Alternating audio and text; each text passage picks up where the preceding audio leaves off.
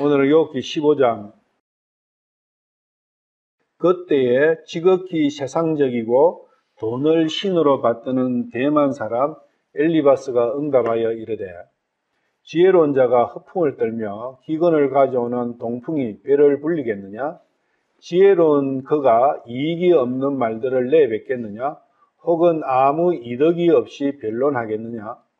참으로 네가 하나님 앞에서 반성하지 않고 그분을 두려워하지 않고 환난에서 벗어나기 위해 그분께 빌기를 그만두나니, 네가 강교한 자의 혀를 빌려 내 입이 네 불법을 발설하는도다. 네가 죄인인 것을 판단하는 것은 내가 아니요 네 입이라.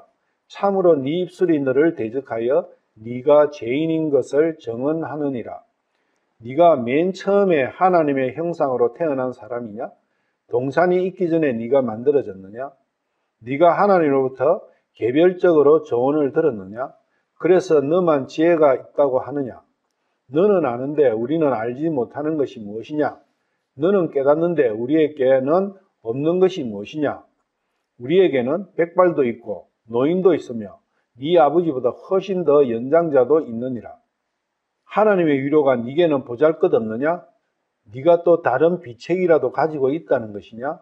어찌하여 네 마음이 흥분해서 어찌할 바를 모르면서 두 눈을 치켰다고 대드는가? 네가 네 영을 돌이켜 하나님을 대적하고 네 입에서 그런 말들이 나오게 하느냐? 성경을 볼 때 중요한 게 지명과 사람 이름이에요. 왜 그러냐면 그 지명과 사람 이름에는 다 뜻이 있어요.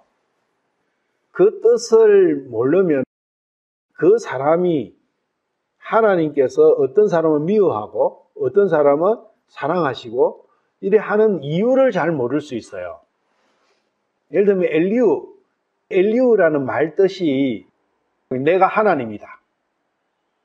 엘리바스는 My God is gold. 나의 신은 금이다.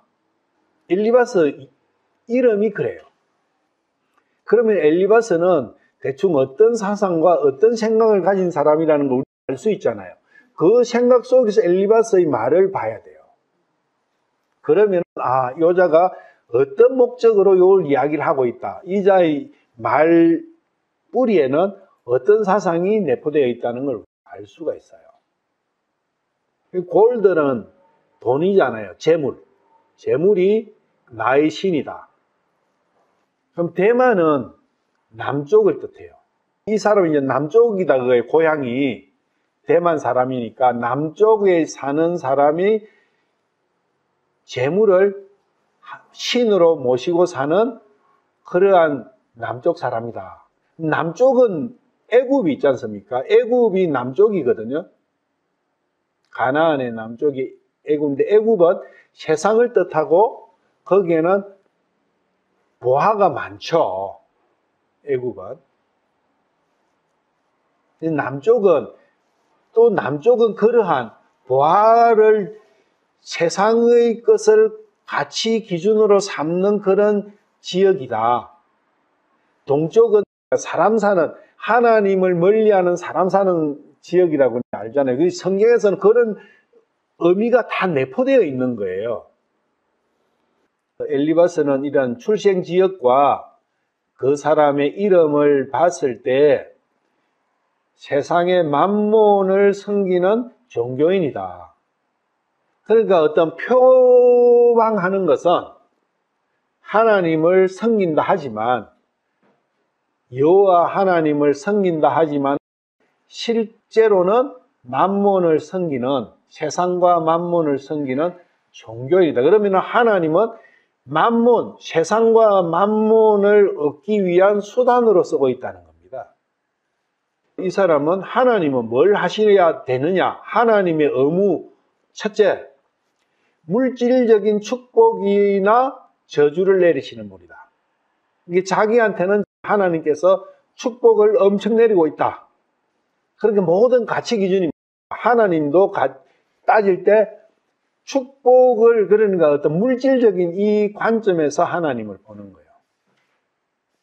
엘리바스의 모든 주장은 물질적인 세상에서 잘 되면 하나님으로부터 복받은 거고, 세상에서 망한다든지 잘못되면 하나님으로부터 저주받은 것이다. 그것은 곧 저주는 하나님께서 저주를 내리시고 벌을 주시고 재물을 뺏어가시는 그 이유는 너가 죄를 지었기 때문이다. 하나님을 대적했기 때문이다. 그런 공식을 딱 만들어 놨고 사는 거예요. 그런 사람을 성경에서는 나이시는 골드다. 그 사람이 그 사람이에요. 엘리바스만 그런 게 아니라 이러한 사상을 가진 사람이 하나님을 그렇게 판단하는 거예요. 그러니까 하나님께서 너희들은 나에 대해서 잘못 말했다. 욥은 옳게 말했다. 그런 내용이에요. 그러니까 하나님을 잘못 판단한 거죠. 하나님은 그러신 분이 아니다라는 거죠. 죄를 지었다 해서 벌 주고 잘했다 해서 재물을 풍부하게 주고 그런 분은 아니다는 거예요. 하나님은. 근데 엘리바스는 그 사상이 너무나 뿌리 박혀 있으니까 그걸 부정하는 사람은 너는 하나님도 안 믿고 하나님을 대적하고 있구나. 이제 15장이 그런 내용들이 쭉 연결되는 거예요. 그런데 이러한 엘리바스의 본질적인 걸 모르고 엘리바스의 이야기만 쭉 이렇게 한 구절 한 구절 하다 보면 어떤 주석가는 20절, 25절, 35절은 다양한 예정과 비유로 가득 찬 정교한 연설로서 악인은 비참한 운명을 피할 수 없다는 지론을 펴는다. 그러니까 엘리바스 이야기가 틀렸다는 이야기는 하는 게 거의 제가 보지를 못했어요. 주석이. 이런 형태로 표현하는 거예요. 진짜 악인에 대해서 얼마나 이렇게 우리가 이걸 받들어서 이런 사악한 짓은 안 해야 되지 않느냐. 이런 형태로 다 이야기를 해요. 그런 성경으로, 그런 형태로 성경을 배우면 어떻게 되겠어요? 엘리바스 따라가는 거예요. 그러면 그게 만몬 따라가는 거예요. 무서운 거예요, 사실은. 하나님께서는 그렇잖아요. 예수님께서 만몬과 하나님을 겸하여 섬길 수 없다. 그런데 우리는 다 이 사람들은 겸하여 섬기는 거예요. 엘리바스가 대표주자예요. 겸하여 섬기는. 물질적인 것이 하나님의 판단, 심판, 어떤 그런 것과 연계시키는 사람은 다 그런 부류예요. 그게 하나님과 만몬을 겸하여 섬기는 거예요. 하나님께서는 하나님과 만몬을 겸하여 섬길 수 없다 했기 때문에 결국은 만몬을 섬기는 거다. 그런 자들은 자기들은 엄청 신앙생활 잘했다고 믿음이 좋다고 했겠지만 가보면 완전히 이제 당황하는 거죠. 내가 왜 여기 와 있지? 엘리바스는 4장 5장에서 욥이 자기의 그 난날을 저주했을 때 4장 5장에서 제법 길게 쭉 반론을 이제 폈죠. 그리고 15장에서는 이제 두 번째 등장합니다. 그래서 하나님께서는 죄를 저지른 죄인에게는 징계하시고 선을 행한 사람에게는 복을 주신다. 을을 행한 사람한테는 복을 주신다. 그 복이라는 게 바로 물질의 이야기인 거죠. 그게 4장 5장에서도 쭉 제대로 연결이 돼요. 이 사람들은 이제 욥에게 조언을 해주러 왔지 않습니까? 욥에게 조언을 해주러 왔는데 이 조언이 뭐냐면 너는 악을 행해가고 죄를 지었기 때문에 징계를 당했다. 이러한 고난을 당했다. 그 이야기죠. 죄를 지었다는 거기에 모든 초점이 주어지는 거예요. 근데 욥은 내가 아무리 생각해도 내가 지은 죄가 없어. 내가 기억이 안 나는 죄가 있을지는 몰라지만 내 기억 속에서는 없어. 그 이야기를 계속 하는 거예요. 그 부딪힘이에요. 그런데 그것의 해답은 1장, 2장에 있다는 거예요. 그래서 하나님께서 욥은 완전하고 곧바르고 악에서 떠난 사람이다. 그리고 하나님을 두려워한다. 이 네 가지 있지 않습니까? 완전하고 곧바르고 하나님을 두려워하고 악에서 떠났다. 이 네 가지의 특성이 중요해요. 이 네 가지의 특징이 하나님께서는 욥은 이렇다 한 그게 이 욥기 전체의 키입니다. 키. 욥기를 이해하려면 요 네 가지를 하나님께서 판단하신 이 네 가지가 모든 데 열쇠라고요. 15장에도 그게 몇 개 나올 겁니다. 왜 그게 키인지. 성경을 볼 때는 내 판단이 아니라 내 지식이 아니라 내 생각이 아니라 하나님의 말씀에 기초해서 모든 걸 판단해야 된다는 겁니다. 그게 옳다는 거죠. 그렇지 않고 내 생각으로 내 짐작으로 하면 그것은 다 새 친구처럼 하나님에 대해서 옳게 이야기하지 않는 결과가 도출됩니다. 그렇기 때문에 이 엘리바스가 봤을 때는 욥은 징계를 당했는데 환난을 당했는데 이것은 욥 너의 하나님께서 환난을 주신 것은 확실하고 그럼 하나님께서 환난을 주셨다면 100% 욥 너는 뭔가 죄를 지었다. 그렇기 때문에 그 죄를 자백하고 잘못을 빌고 절대 앞으로는 하지 않겠습니다. 해라. 그 내용이거든요. 그것이 이제 종교고 위선이고 하나님께서 보는 악의 본질이라는 것을 욥은 이야기를 하고 있는 거예요. 욥기 전체의 출발이 거기서부터 비롯된다. 그래서 욥기는 그러면 하나님께서 무엇을 가르쳐 주시기 위해 가지고 욥기를 기록하셨느냐? 이거예요. 하나님과 만몬을 겸하여 못 섬긴다. 이 만몬을 겸하여 섬기는 내용이 뭐냐 하면은 욥의 친구들. 그 친구들이 하나님과 만몬을 겸하여 섬기는 자들이에요. 본인들은 몰라. 알면은 안 하겠죠. 예를 들면 죄를 지었어요. 실제 죄가 있어. 알았어. 그러면은 그 죄를 가지고 하나님, 제가 죄 안 짓겠으니까 한 번만 봐주세요. 그리고 죄를 제가 안 짓고 하나님 앞에 열심히 살 테니까 하나님 돈도 주시고 건강도 주시고 자식 공부도 잘하게 하시고 해 주십시오. 그게 만몬을 섬기는 거라는 이야기예요. 그게 하나님과 만몬을 겸하여 섬기는 행위라는 겁니다. 그런데 우리는 어떻게 배웠습니까? 배우기를. 그렇다는 것은 십자가를 그린 그 교회당 안에서 하나님과 만몬을 겸하여 섬기라고 지금 하고 있지 않느냐. 너무나 큰 오류를 범하고 있는 거예요. 그러면 이 친구들 뒤에는 엘리후가 있었고 엘리후의 뒤에는 적그리스도가 있었다는 거예요. 그것은 적그리스도가 가르치고자 하는 바다는 거예요. 이 생의 행복이야말로 최고의 복이 아니냐. 그래서 이 생의 행복을 추구하는 그것이 신앙의 목표가 되어서는 안 된다는 거예요. 그리고 신앙이 좋다, 믿음이 좋다, 안 좋다의 판단 기준이 되면 안 된다는 거예요. 그 판단 기준이 된다 하는 자가 엘리후고 엘리바스고 빌닷이고 소발이다. 그러면 그 사람들하고 일반 사람들이 있어요. 하나님도 안 믿고 아예 뭐 그냥 그런 사람들이 무슨 소리예요? 어차피 인생은 한 번 아니냐? 죽으면 만사 끝인데 뭔 소리냐? 그러면서 우리가 뭘 놓고 네가 스스로 개고생할 필요가 뭐 있냐? 어떻게 하든 열심히 해가지고 이 생에서 최고의 낙을 누리면 그거야말로 제대로 사는 거 아니냐? 그런 주의나 하나님과 만몬을 겸하여 섬기겠다는 주의나 실상 똑같다는 거예요.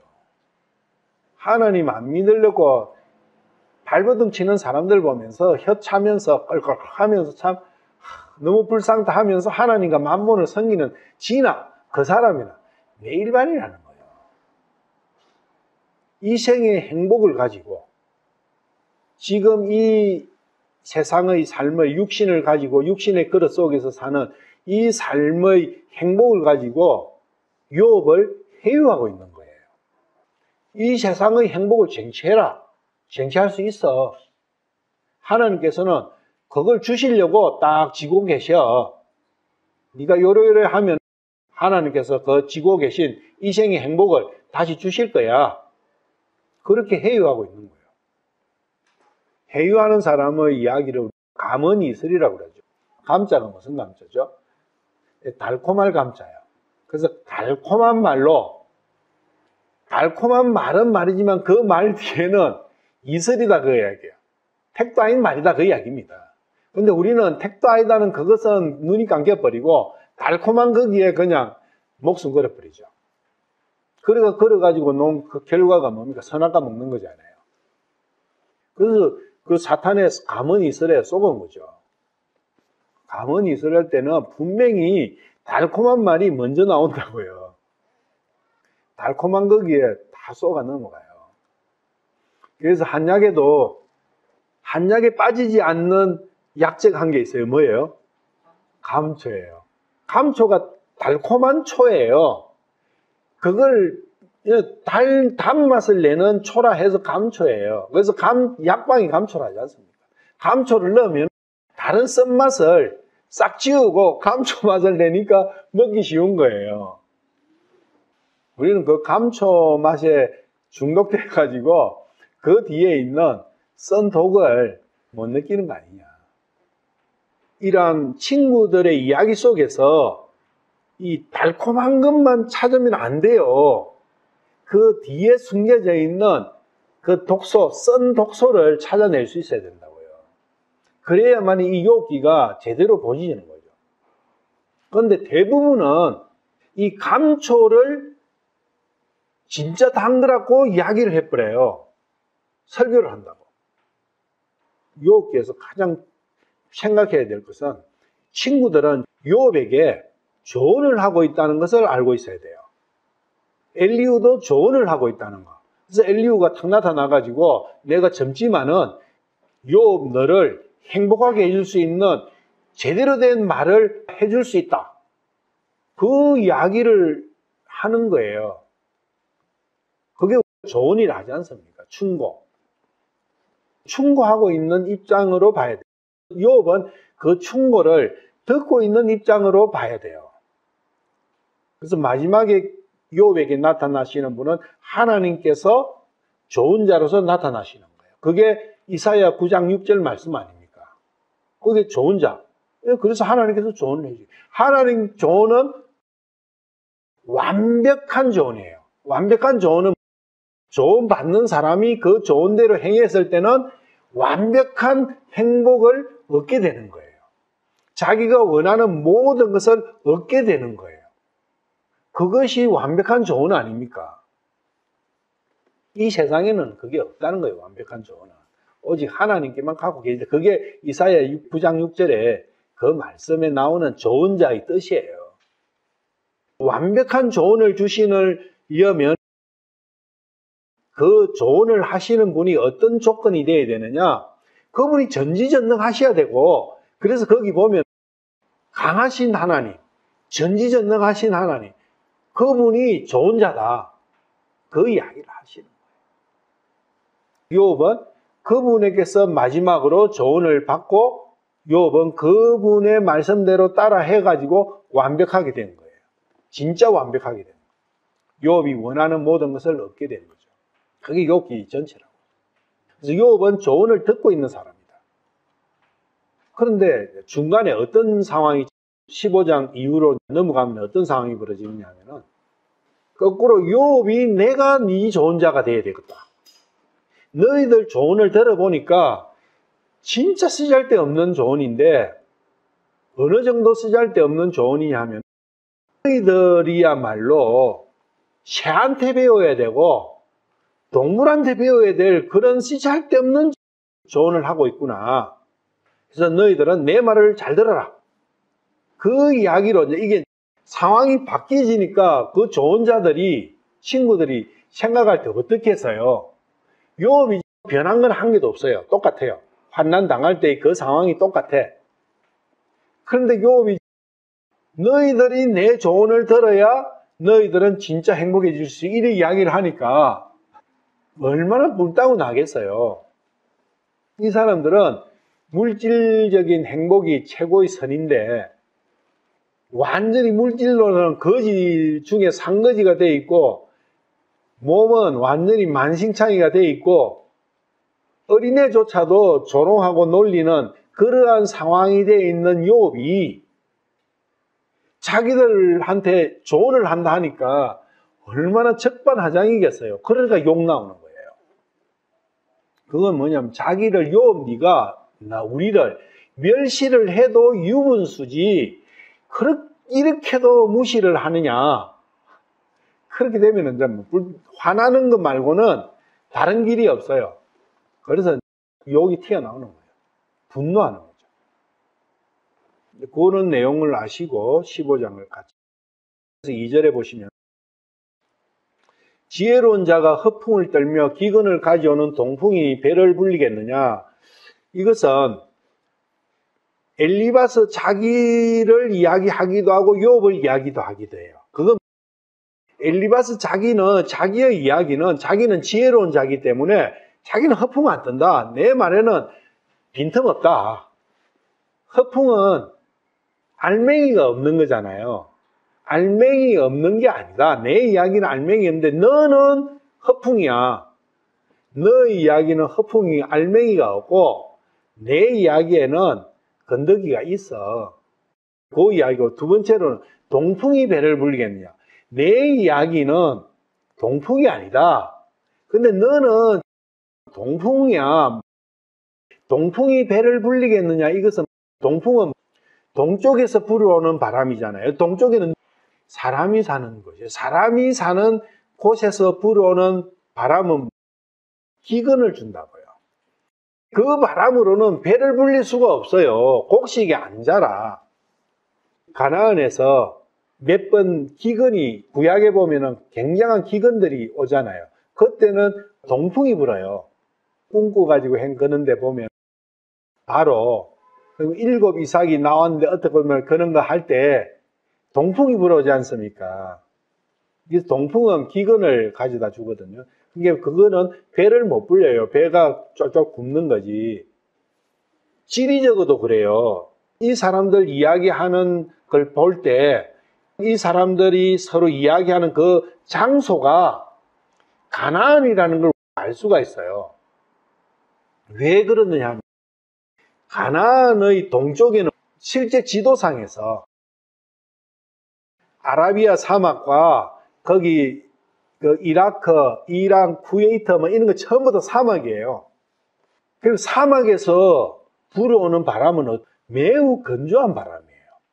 매우 건조한 바람이 계속 불면 농사가 됩니까? 안 되잖아요. 실제도 그렇다고요. 이 동풍. 그렇기 때문에 동쪽이 그러한 사막인 그러한 부분에서 봤을 때 요 위치는 가나안이다. 그래서 지리를 알아야 이 말씀을 알 수가 있어요. 우르가 어디에 있는지를 모르면, 하란이 어디인지를 모르면 아브라함의 이동 경로에 대한 그 숨겨져 있는 뜻을 모릅니다. 동쪽이에요. 우르는 가나안의 동쪽이라고. 그래서 동에서 서로 온 거예요. 그래서 동에서 서로 온 대표주자가 동방바사 있잖아요. 그런데 동방바사보다 훨씬 더 전에 동에서 서로 온 최초의 인간이 아브라함이라고.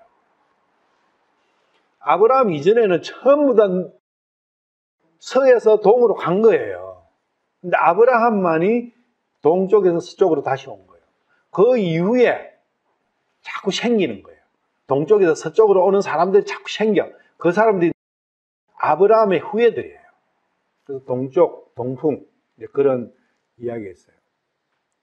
욥, 너의 이야기는 허풍이고 동풍이다. 엘리바스 자신의 이야기는 허풍이 아니고 알맹이 있는 말이고 동풍이 아니라 풍요를 갖다주는 바람이다. 그런 이야기를 하는 거예요. 대비해가지고. 욥은 영적인 걸 이야기하고 있고 엘리바스는 물질적인 걸 이야기하고 있는 거예요. 3절에 보면 내가 지혜로운 내가 돈벌이 안 되는 걸 갖고 말하겠느냐? 아무 돈벌이 안 되는 거에 대해 가지고 내가 입 아프게 내가 이야기하겠느냐? 우리 그런 사람 많이 만나요. 내가 야, 너 어떻게 돈 안 되는 그런 말만, 시잘데없는 말만 하냐? 좀 돈 되는 이야기 해. 그 이야기예요. 이자는 이 돈, 물질, 재화, 이거에 모든 게 잡혀 있는 거예요. 그거 안 되는 것은 말할 가치도 없는 거예요. 그러니까 욥은 영적인 걸 이야기하잖아요. 그럼 욥이 미친놈이죠. 쓸데없는데 신경 쓰고 있는 거예요. 야, 나는 움직였다 하면 최소 돈이 한 달에 기백은 들어온 거야. 근데 네 그거 말은 그거 이론만 이야기하고 네 그거 공중에 날리는 말만 하고 그게 뭐냐면 흑풍만 뜬다는 거거든요. 시잘데기 없다고 그래요. 모든 말이. 시잘데기 없는 이야기. 네 이야기가 야, 쌀한틀을 주냐 무슨 사탕 한 개를 주냐 그 이야기를 하고. 지혜로운 자가 누구냐 진짜 이제 여기서 엘리바스 자기는 자기가 지혜롭다고 하는데 욥은 네가 무슨 지혜롭냐 지혜 없어 너희들은 그 이야기를 하거든요. 욥은 친구들에게. 진짜 지혜로운 사람은 누구냐 그게 28장 28절에 있죠. 욥기 28장 28절. 또 사람에게 이르시기를 보라 욥의 이야기거든요. 주를 두려워하는 것이 곧 지혜예요. 욥의 말은 맞는 거니까 그거는 그대로 받아들이세요. 그런데 친구들 이야기는 다 틀린 거니까 그거는 큐션 마크를 달고 보시면 돼요. 그거는 절대 외울 필요도 없고 알 필요도 없어요. 욥의 이야기는 외우고 알아야 돼요. 우리가. 주를 두려워하는 것이 곧 지혜다. 그리고 악에서 떠나는 것이 명철이다. 이거는 진리예요. 그러면 욥기 1장 1절에 보면 욥은 하나님께서 완전하고 곧바르고 하나님을 두려워하고 악에서 떠난 사람이다. 그러면 욥은 지혜와 명철이 있는 거예요. 욥은 지혜와 명철이 있는 거예요. 엘리바스와 친구들은 지혜와 명철이 없어요. 단지 그 사람들이 가지고 있는 지혜는 세상의 지혜예요. 그리고 마귀의 지혜라고. 그런 것이 구분이 안 된 상태에서 욥기를 보면 친구들 이야기도 받아들일 거는 받아들여야 되고 욥을 비방할 거는 비방해야 되고 하나님께서 욥이 옳다고 하셨지만 이런 상황이 벌어지는 거예요. 모든 것이 하나님 기준이에요. 돈을 두려워하면 세상의 지혜가 나오는 거예요. 지금 이 사람은 돈을 두려워하는 거예요. 엘리바스는. 그 돈을 두려워하니까 하나님으로부터 멀어진 자죠. 악을 멀리하는 게 아니라 하나님을 멀리하고 있는 거죠. 이러한 자들의 이야기를 세상의 지혜라 하는 겁니다. 세상의 지혜로는 하나님을 알 수 없다고 나와 있지 않습니까? 말씀에. 나중에 15장 18절에 가면 또 지혜가 한번 나와요. 그때 또 좀 더 이야기가 될 거예요. 그래서 5장 13절에 보면 이 엘리바스의 이야기가 또 한 번 있거든요. 지혜에 대한 이야기입니다. 꼬불꼬불 꼬인 완고한 조언을 쓸모없게 하시고 자기가 자기 이야기를 하고 있는 거예요. 자기들이 이거 하는 게 꼬불꼬불한 완고한 조언이거든요. 친구들이 욥에게 조언을 하고 있는데 정작 그 자신의 조언이 꼬불꼬불 꼬인 완고한 조언이에요. 그리고 약삭빠른 지혜자 나오잖아요. 약삭빠른 지혜자. 자기가 약삭빠른 지혜자예요. 세상의 것을 탐하게 만드니까. 그런 자들은 어떻게 되냐면 그 조언도 쓸모없게 되고 자기의 관계에 자기가 빠지는 거예요. 이 지가 말해놨어요. 이 지가 자기를 이야기를 한 거죠. 자기의 사정에 대해서. 근데 참 지혜, 하나님을 두려워하고 악에서 떠난 자의 이야기는 참 지혜와 참 명철이 있는 자의 말은 그처럼 되지 않는다고요. 하나님을 찾아가게 되는 그 길을 가게 될 수 있는 것이지. 창세기 41장 27절 한번 봐봐요. 그것들을 따라 올라온 야이고 못생긴 암소 7마리는 7회요. 또 동풍에 말라 쏙이 빈 이삭 7개도 기근이 드는 7회니. 동풍이잖아요. 그죠? 근데 실제로도 가나안 땅은 동풍이 오랫동안 불면 기근이 오는 거예요. 실제로도. 왜? 동쪽에는 사막밖에 없으니까. 물이 없어요. 물이 있는 데서, 그래서 우리나라 같은 경우 남풍이 불 때는, 남풍은 우리나라 남쪽은 바다잖아요. 이게 물밖에 없어요. 이게 물밖에 없는 바다에서, 그리고 남쪽은 우리나라는 따뜻해요. 따뜻한 물만 있는 그러한 곳에서 바람이 불면 수분을 충분히 함유한 따뜻한 바람이 올라온다. 그러면 그 바람은 풍요를 주는 거죠. 풍년을 준다고. 그런데 저 북쪽, 저 몽고나 그쪽 쪽은 사막밖에 없어요. 건조해요. 그리고 거기는 물이 없어. 그래서 거기서 바람이 계속 불면 건조한 추위를 줘요. 그것만 계속 불면 우리나라는 농사가 안 될 거예요. 그래서 사람에게서 오는 바람이라 했지만 실제로는 사람이 고안해낸 사람 세상에서 만들어진 이 모든 기술과 이 모든 물질 세계에서 나오는 이러한 사상이나 기술이나 이런 걸로는 내 마음을 볼 때는 마음을 황폐하게 만들어버린다는 이야기예요. 그 마음에서는 열매가 안 열리는 거예요. 그게 기근이지 않아요. 진짜 기근은 마음의 기근이에요. 그래서 이 세상이 싫은 거예요. 내가 마음을 보느냐 육신을 보느냐에 따라서 완전히 반대로 돼버리는 거예요. 바람을 고스트 스피릿이라고 보지 않습니까? 윈드도 되지만 바람의 실제 이 바람 부는 그것도 바람이지만 성경에서 영적인 측면에서는 바람을 스피릿이에요. 그래서 창세기 2장 7절에 하나님께서 하나님의 숨을 불어넣으니 그게 바람이에요. 이 영은 바람이라고요. 그렇다는 것은 세상으로부터 오는 바람은 세상의 영이지 않습니까? 하나님으로부터 오는 바람은 하나님의 영이에요. 성령이시라고요. 사도행전 거기 보시면 성령이 내릴 때 바람과 같은 바람이 뭐 쫙 오면서 불꽃이 많은 그러한 표현을 해놨어요. 그게 성령님의 한 속성이에요.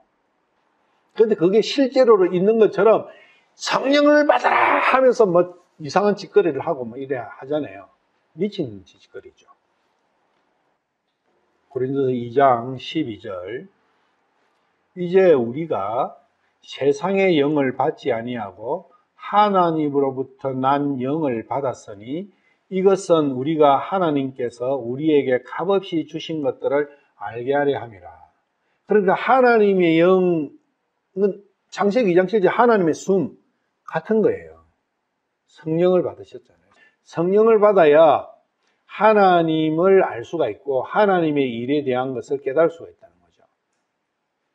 그래서 세상의 영이냐 하나님의 영이냐, 기근을 주는 동풍이냐 풍요를 주는 바람이냐.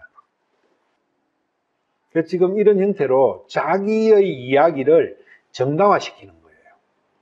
욥에게 엘리바스가 자기들의 이야기를 정당화시키고 욥의 이야기를 옳지 않다, 틀렸다, 네가 지금 가지고 있는 그 생각은 잘못된 생각이다, 그것을 계속 주장하고 있는 거예요. 3절 지혜로운 그가 이익이 없는 말들을 내뱉겠느냐 혹은 아무 이득이 없이 변론하겠느냐. 이게 좀 고상하게 이렇게 이야기했지만 이 이야기는 나는 돈 안 되는 거에 대해서는 신경 안 써. 그리고 입 아프게 이야기도 안 해. 골치 아프게 공부도 안 해. 골치 아프게 연구도 안 해. 나는 내가 만약에 이야기했고 내가 만약에 뭔가를 손을 움직였고 활동을 했다면 거기에는 분명히 돈이 들어오는 거야. 돈이 되는 거야. 그러니까 너 내 따라 해. 우리 자식들한테도 그런 이야기 제법 많을 거예요, 하는 사람이. 야, 너 그거 하지 마, 임마. 그거 돈이 되냐? 그게 뭐, 밥 한 톨 되냐? 아버지는 돈 안 되는 일은 한 발자국도 안 뛰어. 그러니까 내 딸 하면은 돈 벌 수 있어, 임마. 그런 이야기예요, 이게. 요업한테 그 이야기를 하고 있는 거예요. 근데 요업은 이왕 생명까지도 자기는 버려버린 거예요. 돈, 그것은 똥보다 못한 걸로 요업은 벌써 정리돼 버린 거예요. 그런데 그런 사람한테 이 이야기를 하면 요업은 진짜 마음이 깝깝해가지고 내가 청하건대 내 말대로 해라. 나에게로 돌아와라. 그 이야기를 요업은 계속하고 있죠. 그러니까 이게 접점이 안 생기는 거예요. 요사이 책이 그렇지 않습니까? 성공하는 사람의 7가지 습관. 성공하기 위해서는 이래 카네기 성공학 해가 쟤도 성공학 많이 읽어봤죠. 근데 정작 읽어보면 아무것도 없어요. 아카바의 선물. 아카바가 홍해예요. 홍해인데 홍해가 2개가 돼 있지 않습니까? 이래. 요쪽 홍해예요. 그러니까 그 홍해는 실제로 모세가 건넜던 그 홍해가 아카바예요. 그래서 아카바의 지혜, 아카바의 무슨 거기에 양탄자, 나르는 양탄자, 다 그 이야기예요. 그쪽 쪽에. 그런 이야기야말로 진짜 동풍이고 허풍이요. 근데 우리는 그 동풍과 허풍을 희를 쓰고 쫓아갔지 않느냐. 그게 내 삶의 족적이었지 않느냐는 거예요. 내가 그랬는데 뭐. 그래서 어느 날 싹 정리를 했죠. 뭔지보다도 가치 없는 그 책들. 내 생각 속에도 그걸 싹 빼버리고. 그걸 이야기하는 사람하고는 대화하기가 싫은 거예요. 여기 5장 27절 엘리바스 이야기거든. 그래서 엘리바스가 종교적으로 네가 잘못을 빌고 이래 하면은 니한테 참 잘 될 기다. 다시 복도 도록이 되고 이런 이야기를 해놓고 이 이야기를 하는 거예요. 보라, 이것은 우리가 자세히 살펴 검증한 내용이니 야, 다 검증 끝난 거야. 네가 들은 그대로 행해보라. 자기가 이야기한 대로 행해봐라. 조언을 했지 않습니까? 그러면 네 자신에게 매우 유익하다는 것을 알게 돼. 이 유익이 뭐냐면 돈 된다 그 이야기예요. 야, 내가 비밀을 이야기해 줬어 니한테. 부자 되는 방법은 비밀이야 이놈아. 그걸 내가 니한테 해줬으니 니는 감사하다고 내한테 이야기를 해야 돼. 내가 돈 안 되는 이야기를 니한테 했겠어? 너 나 잘 알잖아. 너하고 나하고는 참 얼마나 친하냐. 그래 친하니까 내가 이렇게 니한테 비밀을 1억을 줘도 할까 말까한 비밀을 니한테 공짜로 이야기해 주지 않느냐. 하나님의 왕국과 사탄의 왕국, 백성을 만드는 그 스토리가 성경 스토리예요. 그걸 요사이 말로 하면 리크루팅을 하는 거예요. 하나님의 왕국의 편으로 리크루팅 되느냐? 사탄의 왕국으로 리크루팅 되느냐? 근데 사탄의 왕국은 리크루팅 할 필요가 없어. 기존 돼 있으니까. 그래서 하나님께서 거기에 있는 사람들을 빼내시는 거예요. 잘못하면은 그걸 하나님이 강도짓하네. 오리지널이 사탄 거였는데 하나님께서 뺏어가면 하나님이 강도네. 그래 할 수 있잖아요. 그래서 아담 이야기를 해야 되는 거예요. 아담 이야기를 하지 않으면 그래 돼버린다고요. 오리지널은 주인이 사탄이네. 그게 아닌데 아담 이야기로 거슬러 올라가면 모든 것의 주인, 실제 주인은 하나님이신 것인 거예요. 그래서 하나님 것을 빼앗아간 거죠. 빼앗긴 것을 다시 회복시키는 거. 이 과정을 알고 있어야 된다. 에덴 동산에서는 사탄이 훔치갈 수 있었는데, 뺏어갈 수 있었는데, 하나님의 왕국으로 이 사람이 회복이 되면 그 다음에는 절대로 사탄이 아니라 사탄 저 헤렘이라도 못 뺏어가요. 그게 구원의 영원한 보장이라고요. 그러면 에덴 동산에서부터 하나님께서 몸 뺏어가도록 지켜주시지 왜 그때는 왜 나누시냐? 하나님이 그때는 힘이 없었고 사탄이 힘이 좋아가 했는데 지금은 사탄의 힘이 풀리가 그랬냐? 아니다 그 이야기예요. 사탄의 힘도 그때나 지금이나 똑같고 하나님의 능력도 그때나 지금이나 똑같아요. 근데 왜 그래 나누셨느냐? 지금은 하나님께 딱 들어가면 못 뺏어간다면서 그럼 그때도 그래 했으면 될 거 아닙니까? 그 이야기가 15장에 또 나옵니다. 그게 힌트를 한 개 드리면 19절이에요. 15장 19절. 땅은 그들에게만 주어졌으며 어떤 낯선 자도 그들 가운데로 지나가지 아니하느니. 이 말씀이 에덴 동산의 이야기입니다. 에덴 동산 1장, 2장, 3장의 이야기가 여기에 함축되어 있어요. 그걸 한번 여러분들도 한번 살펴보시고 생각해 보시죠. 왜 이게 에덴 동산의 이야기였던지. 오늘은 그걸 안 하는 거고요. 욥은 이렇게 이야기하죠. 21장 15절에 전능자가 무엇이기에 우리가 그분을 섬기리까? 우리가 그분께 기도한들 무슨 유익을 얻겠나이까 하는도다. 사악한 자는 이렇게 이야기한다. 욥이 이야기가 사악한 자는 이런 형태로 이야기한다. 이게 뭐냐면 하나님께서 재물을 안 주셨어요. 가난해. 그러면 그 자들은 어떻게 이야기하느냐? 내가 이렇게 가난한데 하나님 섬겨봤자 가난밖에 안 주는데 병든 몸과 가난한 이 처지밖에 안 됐는데 하나님 섬긴 게 뭔 소용이냐? 가난한 자에게, 병든 자에게 그 이야기를 하는 자도 똑같은 자다. 그러니까 친구들은 욥한테 그 이야기를 하는 거예요. 네가 하나님을 그렇게 잘 섬겼다고 하는데 네 꼬라지 봐봐. 그게 어떻게 잘 섬긴 결과냐? 근데 욥은 그게 아니다. 내가 육신적으로는 이렇게 억만진창돼 버렸고 물질적인 부에 대해서는 내가 완전히 빈털터리가 됐지만 기아 쪼가 한 개 남았지만 하나님을 믿는 믿음은 그런 것 가지고 척도를 재는 게 아니다. 이게 욥의 생각이지 않습니까? 그런 데로 이야기하니까 욥기 22장 2절에 가면 또 엘리바스가 이제 이야기를 해요. 지혜로운 자가 자기를 유익하게 하는 것 같이 하나님을 유익하게 할 수 있느냐? 이것은 하나님을 유익하게 할 수 있으려면 자기가 뭔가를 해야 된다. 자기가 뭔가를 해야 된다.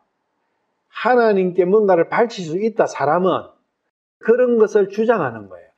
욥은 바칠 게 없다. 사람이 하나님께 뭘 하겠는가? 욥은 일관된 주장이 그거거든요. 근데 이 사람들은 할 수 있다. 그런 걸 이야기해요. 그게 또 부딪히잖아요. 반대지 않습니까? 하나님을 유익하게 할 수 있다. 근데 또 욥은 27장 가면 27장 12절에 보면 보라 너희가 다 그것을 보았거늘 어찌하여 이렇게 전적으로 무익한 자가 되느냐. 너희들은 하나님 앞에서 너무나 무익하게 되어버렸다. 엘리바스나 친구들은 하나님을 유익을 줄 수 있다 했는데 욥은 너희들은 하나님께 너무나 무익한 자가 되었다. 아무 실제 이득을 못 준다. 너희들은. 욥은 영적인 걸 갖고 하나님을 섬기잖아요. 하나님을 기쁘시게 하시고 하나님의 기쁨을 드리지 않습니까? 하나님께 영광을 드리잖아요. 그럼 하나님께 유익이 된 거예요. 그런 거는. 근데 물질적인 거 가지고는 하나님을 기쁘게 해줄 수가 없다 그 이야기예요. 하나님이 기뻐하신다는 것은 하나님께 유익을 드린 거지 않습니까? 하나님께 찬양 올리고 하나님의 영광을 하나님께 되돌려 드리는 것은 하나님을 기쁘시게 하기 위함이에요. 그래서 내가 너희를 창조한 것은 내가 내 자신이 내가 기쁨을 느끼게 하기 위함이다. 그런 말씀을 하세요. 하나님의 기쁨이 모든 창조 세계가 해야 될 의무예요. 근데 그것을 친구들은 물질로서 해야 된다. 내 행위로서 해야 된다. 그리고 할 수 있다. 내 힘으로 할 수 있다. 근데 욥은 내 힘으로는 불가능하다. 안 된다. 하나님께 찬양 올리고 하나님께 영광 돌리는 건 뭐냐면 돌린 영광을, 내 영광을 하나님께 드리는 게 아니라 하나님께서 나에게 주신 영광을 내가 다시 하나님께 드리는 거예요. 그게 요한계시록에 나오는 24장로가 하나님께서 영광스러운 관을 주셨지 않습니까? 그 관을 하나님께 다시 던지는 거예요. 되돌려 드리는 거죠. 그거라는 거죠. 욥은 그걸 이야기하는 거예요. 하나님께서 주신 그것을 내가 하나님께 돌려드리는 그것이지 내 것을 가지고 하나님께 드린 게 아니다. 드릴 게 없다. 그래서 욥은 계속 그 이야기를 계속 하고 있어요. 그리고 친구들은 자기들 주장을 굽히지 않고 계속 하고 있죠. 내 것을 드려야지. 한쪽은 내 것은 드릴 게 못 된다. 그것은 하나님께 더 엿보이는 거다. 하나님께서 주시는 것을 드려야 된다. 그 두 개의 충돌. 엘리후가 이런 이야기 33장 27절에 가면은 그분께서 사람들을 살피시거늘 만일 누가 이르되 내가 죄를 짓고 옳은 것을 굳게 하였는데 그것이 내게 유익하지 아니하였나이다 하면 참 이 말씀도 어렵죠. 이 괜한 게. 이거 뭔 이야기면 하나님 앞에서 제가 죄를 지었습니다. 그리고 제가 옳은 것을 굳게 했습니다. 그래서 내가 이렇게 벌을 받고 있군요. 하나님, 제가 죄를 안 짓고 곧바르게 살겠습니다. 그래 하면 네가 요래되게 그런 이야기 속에서 나오는 거예요. 내가 이렇게 물질로 가난하게 되고 몸은 병들고 요렇게 된 그것이 내가 죄를 짓고 올바르게 살지 않아서 그렇습니다. 그것을 네가 인정하라. 그 이야기입니다. 그렇다는 것은 엘리후의 사상이나 친구들의 사상이나 동일하죠. 왜? 그 뿌리가 엘리후니까. 단지 엘리후가 좀 더 뱀에 꼬아갖고 이야기하는 거예요. 그렇다는 것은 엘리후는 뱀에 더 가까운 거예요. 더 많이 뱀에 꼬아니까. 그래서 모든 것이 물질 가지고 판단하는 거예요. 사탄의 모든 것은. 눈에 보이고 손에 만지지고 내 감각으로 인식이 되는 거기에 모든 기준이 가 있는 겁니다. 그런데 하나님은 감각으로도 알 수 없고 손으로도 못 만지고 눈으로도 볼 수 없고 내 귀로도 들을 수 없는 그 내용으로 말씀을 하시는 거예요. 그게 진리다. 그것이 가장 핵심이라는 걸 이야기하는 거예요. 그런데 우리는 눈에 보이고 귀에 들리고 손에 잡히고 촉감으로 느낄 수 있는 오감으로 느낄 수 있는 그것만이 진리라고 생각하고 있지 않느냐는 거죠. 그런데 성경에서는 오감으로 느낄 수 있는 그것은 표상이지 실체가 아니다. 실체가 아닌 그걸, 그림자인 그걸 갖고 왜 모든 걸 거기다 거느냐? 그건 그림자다. 그림자는 빛이 없어지면 그림자도 없어지는 거예요. 그런 이야기들이 욥기에서 계속 공방으로 나오고 있는 겁니다. 욥기는 처음부터 끝까지 연결된 거기 때문에 처음부터 끝까지의 모든 이야기는 서로 연결되기 때문에 한 구절을 이해하려면 처음부터 끝까지 다 알아야 돼요. 그래서 어려운 거죠. 35장 3절 한번 봐요. 이것도 엘리후 이야기인데 엘리후는 베베 꽈요. 특히 욥의 이야기를 가지고 욥을 정지하는 거예요. 베베 꽈갖고. 꽈한다는 것은 엄청 어렵게 말을 입을 빙빙빙 돌려가지고 엄청 어렵게 이야기를 해요. 간단한 내용을 가지고. 그게 사탄의 계략이다. 그대가 말하기를 내가 내 죄로부터 깨끗하게 씻긴들 그것이 내게 무슨 이득이 되겠느냐 또 내게 무슨 유익이 있겠느냐 하였도다. 욥은 네 죄로부터 깨끗하게 씻긴들. 그러니까 요 자기는 죄가 없는데 내가 이래 되지 않느냐. 그것을 이렇게 꼬아버린 거예요. 욥은 이런 이야기, 이득 가지고 이야기한 게 아닌데, 욥은 내가 하나님께 빌지 않겠다, 나는. 내 죄 때문에는 빌지 않겠다. 그리고 내 이 물질, 육신과 물질을 회복해 주시라고 빌지는 않겠다. 그 이야기를 한 것을 이렇게 베베 꼬아버리는 거예요. 자기는 나는 죄가 없는데 이런 일이 벌어졌다. 그 이야기를 하지 않습니까? 실제로 그게 사실이라면 거기에 대해서 곰곰이 생각해 볼 거 아닙니까? 하나님의 뜻은 과연 무엇인가? 그런데 이 자들은 그걸 차단시켜 버리는 거예요. 원천차단. 그 생각을 못 하게끔.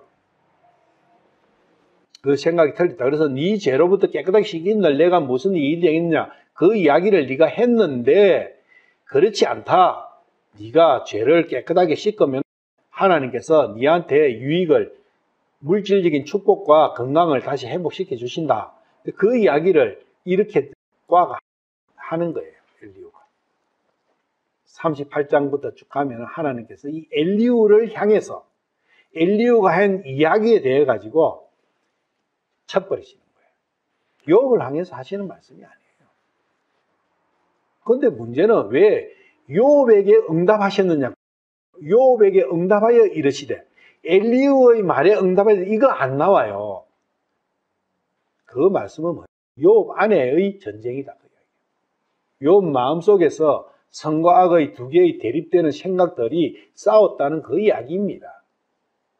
그래서 그 악의 세력을 가지고, 세력 보고 하나님께서는 그렇게 이야기하신 거예요. 엘리후나 모든 종교나 이 모든 세상의 지식이나 학문이나 철학이나 사상은 이 육신적인 오감으로 느끼는 것에 대한 풍요로움, 행복, 그것에 모든 가치를 부여합니다. 그래서 하나님도 그렇다고 증거를 하는 거예요. 그러니까 하나님을 믿는 것은 바로 이 오감이 느끼는 이것이 기준이 되는 거예요. 그래서 네가 하나님을 잘 믿었기 때문에 너는 풍요로워. 그런데 너가 가난한 것은 하나님을 잘못 믿어서 그래. 예를 들면 이런 거죠. 지실도 가난해요. 그래서 목사가 그 가난에서 당신이 벗어나려면 어떻게 해야 되는가? 어떻게 이야기하겠어요? 어렵지만 당신이 가지고 있는 오늘 저녁 먹을 거 100원 있으면 그 100원 헌금해 보시오. 그러면 지금 당장 굶어 죽을 것 같지만 헌금하면 하나님께서 1,000원 주세요. 하나님 테스트 해보시라고. 그래 하지 않느냐. 지금 한 걸음을 걷기가 힘들어가지고 허전허전 하는 사람한테 일요일 날 교회에 나와가지고 예배를 들어보세요. 낫지 않겠는가. 뭐 이런 짓거리 하지 않습니까? 그야말로 없는 사람 고열을 짜내도 어떻게 그런 형태로 짜낼 궁리를 하는지. 지는 이웃을 지 몸처럼 사랑한다면서 그러면 끼니가 굶는 그런 사람한테 지 돈을 줘갖고 지가 굶더라도 그 사람은 배불리도록 해줘야 되잖아요. 시편 119편 71절 하나님의 말씀이에요. 하나님의 진리를 이제 우리가 보는 거예요. 고난 당한 것이 내게 유익하오니, 그 고난이 유익이래요. 엘리후나 이 친구들은 고난은 네가 모든 걸 상실한 것이다. 이로써 내가 주의 법규들을 배우게 되었느냐. 주님의 뜻을 알게 됐다. 이 고난을 통해서 주님의 뜻을 알게 됐다. 그 주님의 뜻을 알게 되는 그것이 나의 참 부자지 않느냐. 그게 나에게 참 유익 아니냐. 하나님께서는 그렇게 말씀해요. 나를 참되게 아는 그것이야말로 너에게 참 축복이고 참 유익이다. 물질을 얻는 게 아니라, 돈을 얻는 게 아니라 유익의 개념이 반대죠. 전도서 2장 11절 그때에 내가 내 손이 이룩한 모든 일과 내가 수고하여 행한 모든 수고의 열매를 바라보았는데 보라, 모든 것이 헛되며 영을 괴롭게 하는 것이요 해 아래에는 아무 유익이 없었도다. 솔로몬이 자기가 이루어놓은 그게 어떠해요? 어마어마하지 않습니까? 그 당시 솔로몬의 재산을 환산해 보니까 인류 역사 이래로 솔로몬의 부를 능가하는 때는 아무도 없었다는 거예요. 지금 부자들 많이 있죠. 소로스나 빌 게이츠나 누구 있잖아요. 그거는 세 발의 피였다 그 이야기예요. 그렇게 물질을 이루는, 그리고 이 오감을 통한 완벽한 행복을 추구한 그 솔로몬의 이야기가 이렇다는 거예요. 모든 것이 헛되다. 그 어떤 것도 헛될 뿐만이 아니라 영을 괴롭히는 거다 그거예요. 영을 괴롭히는 거. 마음을 괴롭히는 거다 그거예요. 그리고 해 아래서 아무 유익을 줄 수 없다. 나의 참 행복을 찾는데 아무 도움이 안 됐다. 우리는 이런 말씀을 다 알아요. 누가 가르쳐 주는 거 필요가 없을 정도로 다 안다고요. 성경을 한 번이라도 읽어본 사람은. 그런데 왜 삶은 반대로 가느냐 그 이야기죠. 그게 믿음이 없는 거예요. 안다고 되는 게 아니다 그거예요. 믿음은 몰라서 못 믿는 게 아니라는 거예요. 자기 마음의 의지를 어디로 뻗치느냐, 그 문제라는 거죠. 의지의 문제예요. 믿기 싫은 거죠. 그래서 안 따라하는 거죠. 하나님께서는 추구하지 마라. 역사적으로 그러한 솔로몬 같은 어마어마한 권력과 부를 누린 사람을 세워나셨잖아요. 그 사람의 입을 통해서 전도서를 적었지 않습니까? 그 사람이 다른 하나님의 일방적인 말씀이 아니라 그 경험자가 이야기한 거라고요. 그런데 왜 그 말씀도 다 내 팩이죠. 또 내 생각대로 그래 아니야. 내 생각에는 분명히 돈이 있으면 다 돼. 믿음도 돼. 그 생각을 어디서부터 그 생각이 왔을까요? 그런데 만몬 사상을 사탄이 줬지만 만몬 사상만이 주세요? 아니에요. 하나님과 만몬을 겸하여 섬길 수 있다고 이야기하는 거예요. 하나님께서는, 주님께서 오셔가 겸하여 섬길 수 없다고 말씀하시는 거죠. 그 문제라는 거죠. 이사야서 57장 12절 봐봐요. 내가 네 의와 네 행위를 밝히 알리리니 그것들이 네게 유익을 끼치지 못하리라. 네 의와 네 행위가 뭐냐면은 하나님을 섬기는 것을 지극정성으로 섬겨요. 근데 마음은 없어. 마음은 물질에 가 있어요. 만물에 가 있어요. 그 이야기예요. 그것이 네한테 유익하지 못하다. 아무 유익을 못 준다. 네한테.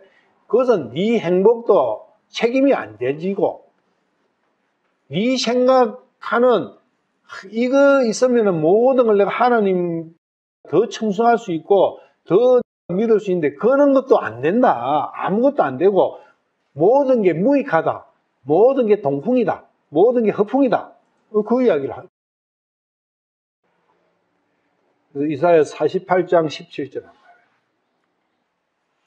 네 구속자여 이스라엘의 거룩하신 이인 주가 이같이 말하노라. 예수님이에요. 예수님께서 이렇게 나는 너를 가르쳐 유익하게 하고 네가 마땅히 가야 할 길로 너를 인도하는 주 네 하나님이니라. 너를 가르칠 때는 말씀이 필요하잖아요. 말씀으로 가르치시는 거예요. 그래서 이 말씀이 나를 가르치시는 말씀이에요. 그래서 가르치는데 목적이 너를 진짜 유익하게, 너한테 진짜 필요한 너의 완전한 행복을 위해서, 너의 완전한 성공을 위해서는 꼭 필요하기 때문에 내가 가르친 거다. 그대로만 따라해라. 그래서 네가 마땅히 가야 할 길, 따라하는 거지 않습니까? 그 마땅히 가야 할 길은 말씀에서 가르친 그거다. 그거야말로 참 유익을 가져다 준다, 너에게. 그래서 하나님께서는 나를 그렇게 인도해 주시기 위해서 말씀을 주시다 그거죠. 그 말씀을 믿으라는 거예요. 아까 우리가 전도서 같은 거 있잖아요. 이 세상의 물질이나 이 세상에서 뭐 추구하는 정욕이나 뭐든 영광이나 어떤 거든 니한테 한 개도 유익하지 않다는 거예요. 그걸 믿으라는 거예요. 그럼 유익하지 않으니까 다른 유익을 찾을 거 아니에요.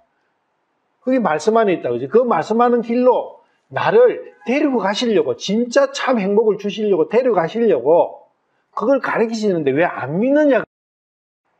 안 믿으니까 안 따라갈 거 아니에요. 입으로는 따라간다, 입으로는 믿는다 하지만 안 따라가면서 믿는다 하는 거예요. 따라가야죠, 믿으면. 말라기 3장 13절에서 15절.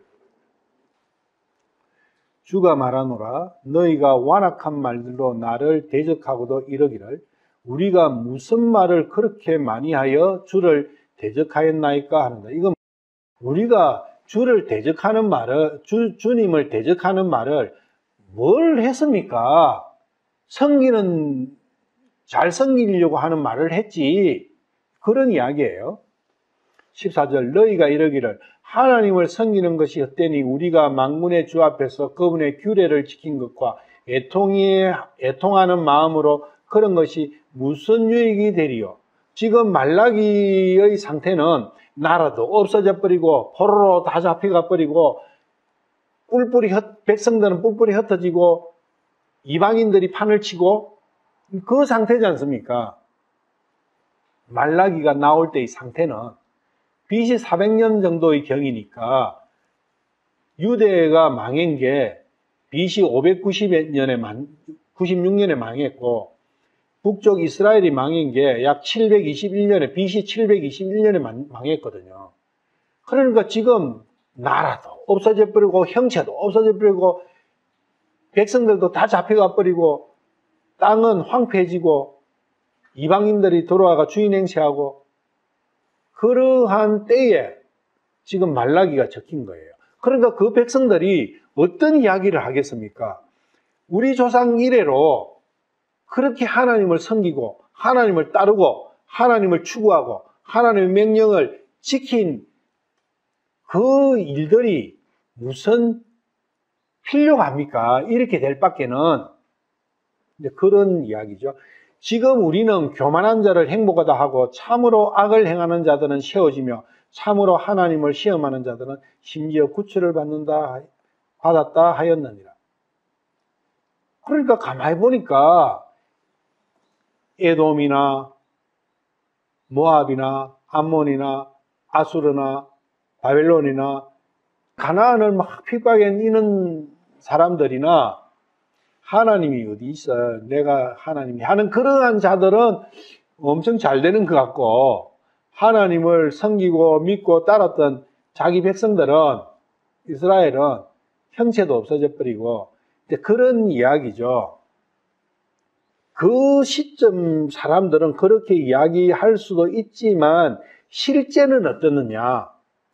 하나님께서는 어떻게 판단하시냐면은 너희들 조상 때부터 나를 섬겼다고 한 그게 섬긴 게 아니다.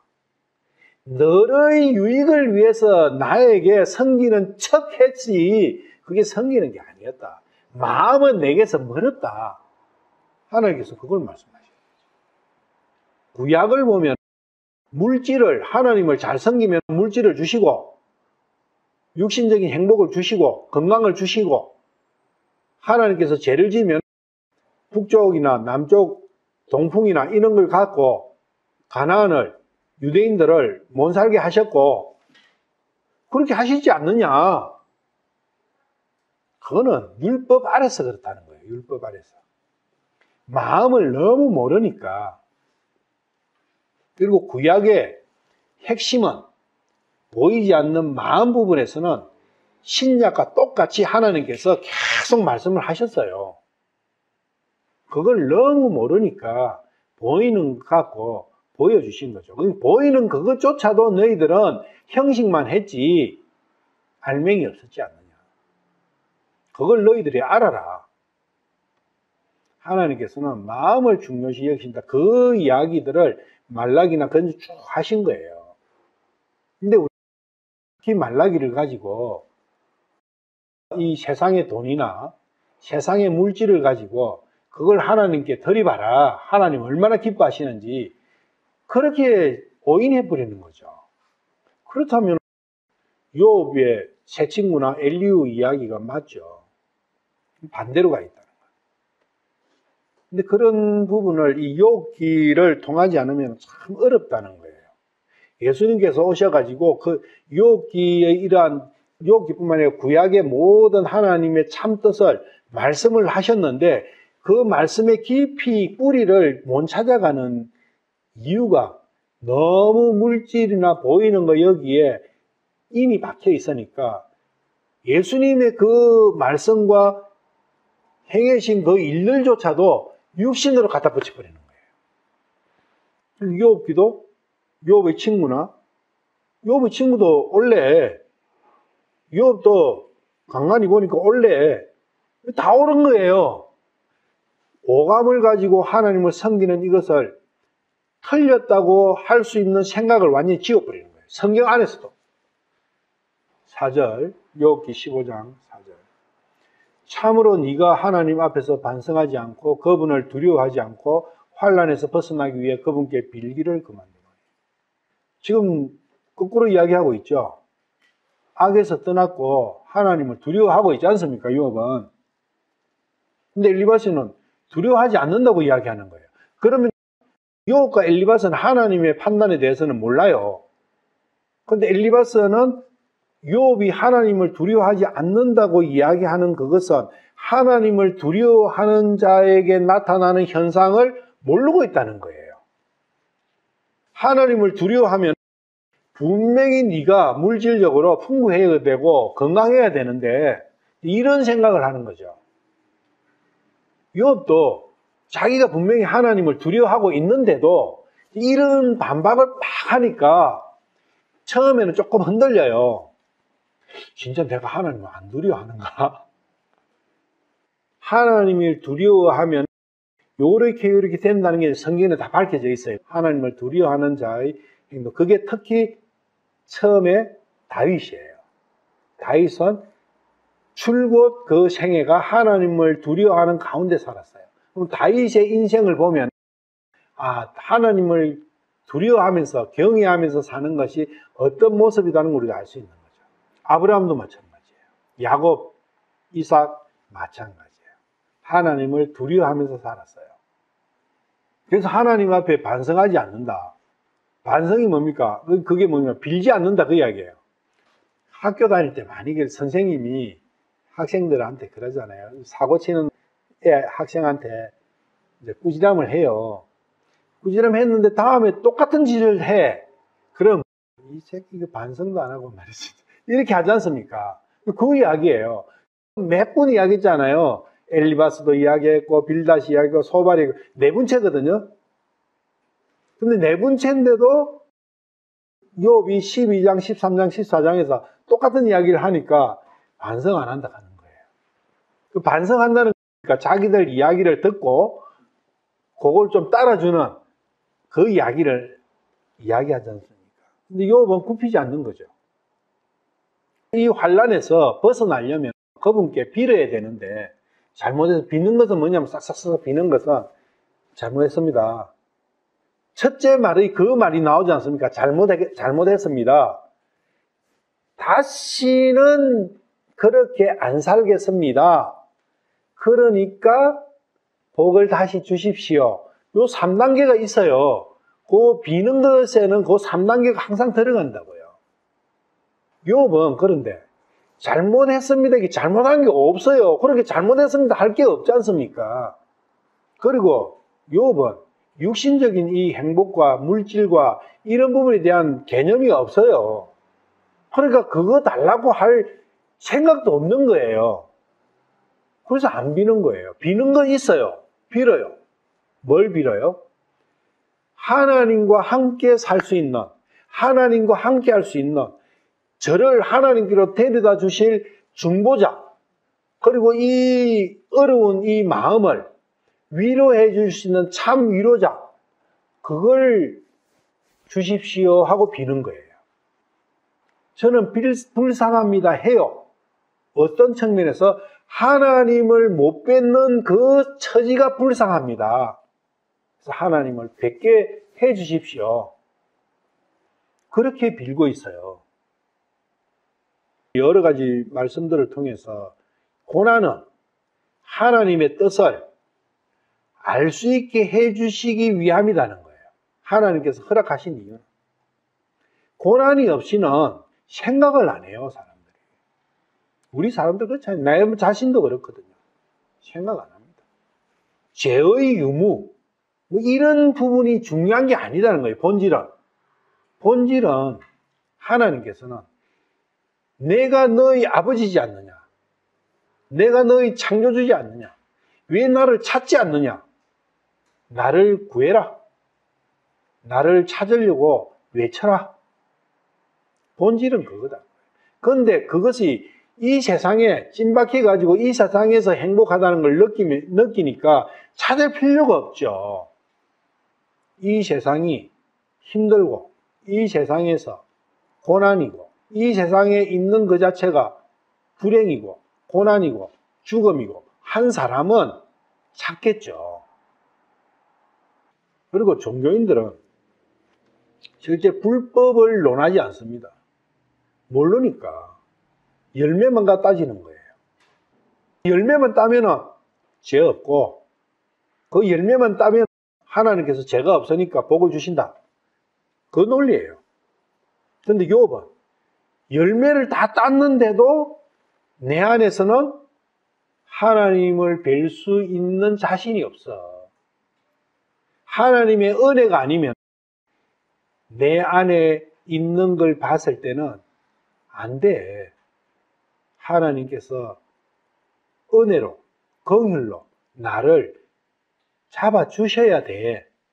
그 이야기를 하는 거죠. 그건 불법을 이야기하는 거죠. 그러니까 열매를 이야기하지 않고 불법을 이야기하고, 종교자들은, 친구들이나 엘리오는 불법, 그 뿌리, 나무는 이야기하지 않고 열매만 갖고 이야기하는 거예요.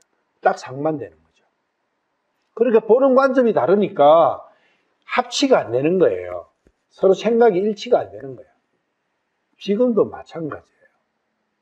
똑같은 죄를 가지고 논하는데 일치를 못 보는 이유는 한 사람은 뿌리를 이야기하고 있고 나무를 이야기하고 있고 한 사람은 열매를 갖고 이야기하는 거예요. 이게 일치가 안 되는 거예요. 욥기 5장 8절 엘리바스를 한번 봅시다. 내가 너의 처지라면 엘에게 여쭤보고 전능자예요. 엘은 전능자로 이렇게 했어요. 엘로힘은 하나님이라고 이렇게 했고. 그래서 엘 전능자에게 여쭈어보고 엘로힘께 하나님이죠. 엘로힘께 내 사정을 부탁드려 보리라. 엘리바스가 욥 보고 내가 욥 너라면 나는 빌겠다. 그 이야기예요.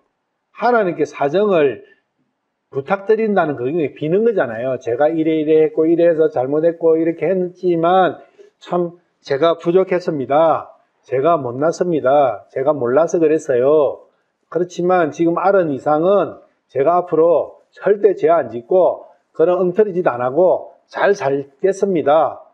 그러니까 용서해 주시고 어여삐 여기시고 가지고 다시 회복해 주십시오. 그 이야기죠. 지는 그렇게 하겠다는 이야기예요. 자기가 욥같이 됐으면. 피조물 중에서 제일 많이 비는 존재. 파리잖아요, 파리. 그 애들 영화에도요, 이제 손자들 보는 거 보면 파리가 나오는데, 파리는 비는 걸로 나와요. 근데 비는데 똑같이 행동은 똑같아요. 빌기 전이나 후나 똑같아, 이놈은. 빌기는 비는데, 그러니까 나중에 어떤 게 파리채가 날아가는 거죠. 처음에 지가 한번 나를 귀찮게 했어. 그럼 쫓아야. 쫓아 가버리면 지한테 파리채를 들이내미겠어요.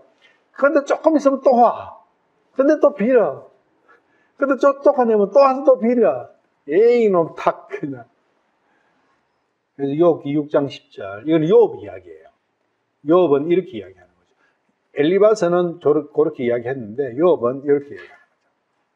하나님께 살려달라고 빌지 않는 것은 내가 거룩하신 분의 말씀을 거역하지 않았기 때문이며 내가 하나님께서 기뻐하시는 음식 헌물이 되는 그것이 오히려 내게 위로가 되며 참을 수 없는 고통 속에서도 내가 뛸 듯이 기뻐할 것이리라. 내가 빌지 않는 것은 빌 이유가 없다. 나는 못 찾겠다. 그 이야기예요. 그러니까 친구들이 볼 때는 얼마나 기가 안 차일 거 아니에요. 예를 들면은 내 애한테 너 잘못했어 이놈. 할아버지한테 빌어. 이거 할아버지 덩을 때리고 네가 그래서 이러면 내가 뭘 잘못했는데요. 빌 거 없어요. 하면 얼마나 억장이 무너지겠어요. 지금 친구들은 그러하다 그 이야기예요. 네 행위가 하나님을 얼마나 화나게 만들 것인지 너 생각해 봤어? 그렇게 이렇게 욥이 이렇게 이야기하니까 사람들이 욥을 싫어하는 거예요. 친구들이 더 옳다고 여기는 거예요. 당연히 우리가 비는 것이 나쁜 거 아니잖아. 하나님 앞에 비는 것이. 중요한 거는 무슨 내용을 가지고 비느냐. 욥은 무슨 내용을 가지고 안 비느냐. 나는 빌 거 없어. 나는 안 빌어. 하는지 그걸 생각 못 하면 빈다는 그 행위 한 개만 갖고 생각하니까 욥은 너무 이상한 거예요. 하나님께 빌어야지 당연히. 그렇게 생각하죠. 그죠? 욥이 나는 빌지 않겠다 하는 그 안에는 이유가 있는 거예요.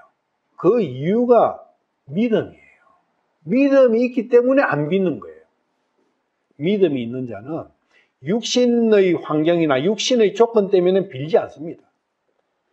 그런데 종교가 가진 사람은, 종교적인 사람이나 세상적인 사람은 육신의 조건을 가지고 빌고 안 빌고를 하는 거예요. 영적인 조건을 가지고 욥은 영적인 조건을 가지고야 빌겠다는 거예요. 그리고 비는 그것도 이것이 기초가 돼야 돼요. 7장 20절 한번 봐요. 욥기 7장 20절. 사람을 보존하시는 주여 내가 죄를 지었은들 그 죄의 대가로 제가 주께 드릴 것은 아무것도 없습니다. 제가 주님께 드릴 건 아무것도 없다 그 이야기예요. 단지 혹시 나의 죄 때문에 주를 대적하는 관역이 되게 하시며 그것이 내 자신에게 무거운 짐이 되게 하셨나이까. 이건 아무것도 없으니까 오직 주님의 은혜와 긍휼만을 바랍니다. 비는 내용이 그거다 그 이야기. 저를 불쌍히 여기십시오. 비는 내용은 그거 딱 한마디다. 그거지. 내가 내가 잘할 테니까 잘못해가지고 이러니까 잘할 테니까 어떻게 하시고 어떻게 그런 중언부언 아니다는 거예요. 그래서 욥은 이렇게 이야기죠. 욥기 9장 15절. 비록 내가 어려울지라도 그분께 감히 대답하지 못하겠고 도리어 나를 심판하시는 분에게 긍휼을 구하리라. 불쌍히 여기십시오. 이게 정답이지 않습니까? 그런데 이러한 내용을 듣고 친구들은 분노하는 거예요. 왜 네가 해야 될 온당한 네가 해야 될 의무는 왜 안 하느냐? 그 이야기예요. 네가 해야 될 게 있지 않느냐 이놈아. 네 잘못해놓고 뻔뻔하게 네 잘못이 돼서 이런 망구도 없고 복 달라고만 하냐? 그게 뻔뻔하다는 거예요. 하나님께서는 욥의 이 생각과 욥의 이 마음이 옳다고. 그래서 7장 20절에서는 제가 드릴 것은 아무것도 없습니다. 9장에서는 내가 어려울지라도 주님께 아뢰을 것은 불쌍히 여기십시오. 그것밖에 없습니다. 참 믿음에 근거한 신앙인과 종교적인 행위의 근거한 종교인과의 차이다. 오늘은 여기까지 할게요.